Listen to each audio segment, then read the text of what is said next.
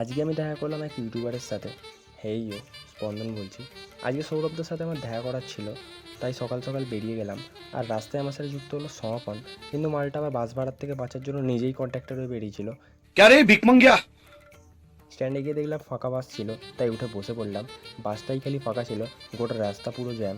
যারা যারা আন্দোলন রুট দিয়ে যাতায়াত করো তারা জানোই কেমন জ্যাম থাকে এই রাস্তায়।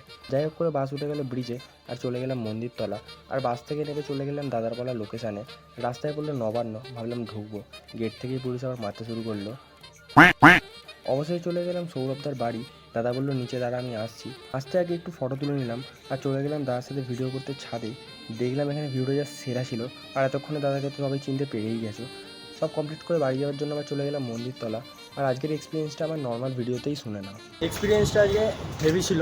দাদার বাড়ি এক্সপিরিয়েন্স তার সাথে দেখা করে দাদার বাড়িতে গেছিলাম, তো খুবই ভালো ব্যবহার, খুবই ভালো করে আমাদের সাথে কথা বলেছে, আর খুবই হাম্বেল।